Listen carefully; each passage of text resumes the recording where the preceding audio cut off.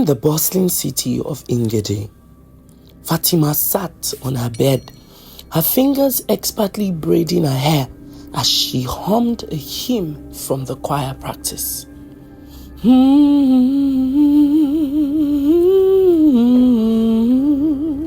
Her small, cozy room was her sanctuary.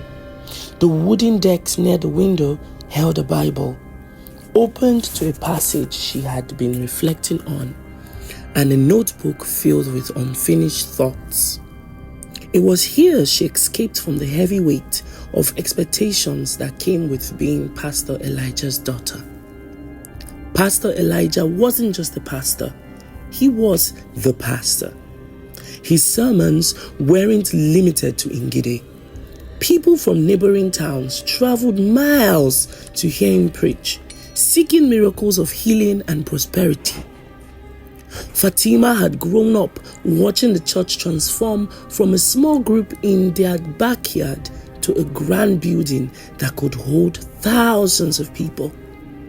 She loved her father dearly, but often felt suffocated by the constant scrutiny.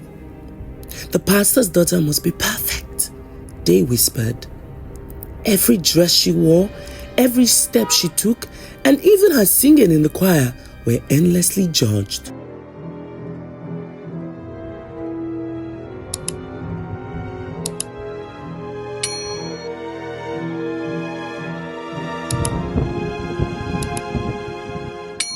Her mother's voice broke the silence. "Fatima, are you still there? Come in, Mama," she shouted, tying her half-braided hair into a bun. She hurried to the dining table where her father sat at the head, flipping through papers. His glasses perched on the edge of his nose, and his face was lined with deep creases, reflecting the weight of something on his mind. "Good morning, Papa," Fatima said, sitting carefully. "Morning," he muttered, without looking up. He had been like this lately, distant, preoccupied, and almost the shadow of the father she once knew. Later that day, Fatima stood in the church hall organizing songbooks for choir practice. The vast space felt peaceful when empty, but Fatima's mind wandered. She glanced at the altar where her father preached every Sunday.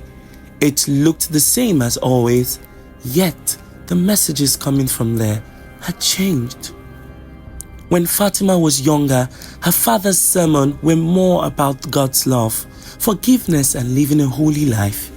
But now, every message revolved around wealth and prosperity. "God wants to make you rich," he declared with passion. The focus wasn't on salvation anymore, but on material blessings. The congregation, too, was changing. The familiar faces of neighbors and friends were replaced by wealthy strangers in flashy cars, politicians in expensive suits, and women adorned in designer dresses. "Do you feel like the church is different these days?" Fatima asked her best friend Linda as they set up the microphones. "Different? How?" Linda replied casually, adjusting her scarf. "I don't know," Fatima whispered. "It feels like it's not about God anymore." Miriam shrugged. "As long as miracles are happening, does it matter? I beg." The much anticipated night vigil promised to be life-changing. Worshippers filled the church until there was no room to sit. Standing shoulder to shoulder, clutching envelopes, checks, and car keys. Pastor Elijah's voice boomed across the hall. "Tonight is your night of breakthrough. I say tonight is your night of breakthrough. Sow a dangerous seed, my brothers and sisters, and watch your life transform." Fatima sang with the choir, but her heart felt uneasy. After the service ended around 2 a.m., she stayed back to help pack up. As she put away the microphones, she noticed her father gathering a small group near the altar. Their whispered conversation and furtive glances piqued her curiosity. She watched as they slipped into a private room behind the pulpit. Fatima hesitated but couldn't resist. She tiptoed down the dim hallway and stopped outside the door. The low hum of chanting reached her ears, deep, rhythmic, and unlike any prayer she had ever heard. Peeking through the crack, her blood ran cold. Inside, her father stood at the center of the room, holding a bowl filled with thick, dark liquid. Symbols were drawn on the floor and candles flickered, casting eerie shadows on the walls. One by one, he marked the foreheads of the kneeling group. "By this blood you will prosper," he intoned solemnly. The group repeated in unison, "By this blood we will prosper." Fatima's hands trembled as she gripped the door frame. This wasn't prayer. It was something dark and sinister. Her father, the man who had taught her to love God, was performing a ritual.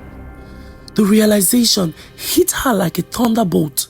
The wealth, the rapid growth of the church, the extravagant life of some members. It all made sense now. That night, Fatima couldn't sleep. The images of what she had seen replayed in her mind. "What do I do now?" she whispered, staring at the ceiling. By 3 a.m., she had made up her mind. She couldn't stay, not in the same house, not under the same roof as her father. She packed a small bag, slipping in her Bible, a few clothes, and the little money she had. Sitting at her desk, she scribbled a note to her mother. "Mama, I'm sorry, but I have to leave. Please don't worry about me. One day you will understand. Pray for me. I love you." The streets of Ngede were dark and silent as Fatima hurried away, her heart pounding with fear and uncertainty.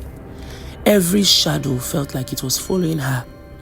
But she whispered a prayer, "God, please guide me. I don't know where I'm going, but I need you now more than ever." In a quiet town far from Ngede, Fatima rented a small room and tried to rebuild her life. But the betrayal weighed on her like a heavy chain. For weeks, she avoided churches and even stopped praying. "God, was my faith even real?" she cried one night. Eventually, she opened her Bible again, stumbling upon verses that spoke of false prophets and greed. Slowly, she began to understand it wasn't God who had changed, but her father. Determined, Fatima started documenting everything she had seen and experienced. She reached out to the journalists, former church members, and local leaders. At first, people didn't believe her. "Pastor Elijah, impossible! They exclaimed. But as more stories surfaced, the truth became undeniable. The church, once packed with thousands, now stood empty. Pastor Elijah, once referred, became a pariah. Years later, Fatima sat in the church of a modest choir in a new town. The pastor spoke of God's love, humility, and living a holy life. There were no flashy lights or extravagant offerings, just sincere worship. For the first time in years, Fatima felt at peace. Looking back, she knew her journey had been painful but necessary. Her faith was no longer tied to any man, it was tied to God alone. So as she sang, her voice strong and clear, she realized she was finally free. Thank you so much for staying tuned till this time. If you have waited till now, I love you so much. If you haven't pressed the subscribe button, please do well to subscribe and also click on the notification bell so you are aware when next I'll be posting my next video. To all my returning subscribers, you know you're the best. And to my new subscribers, I love you so much. Until next time, until I see you again, bye-bye.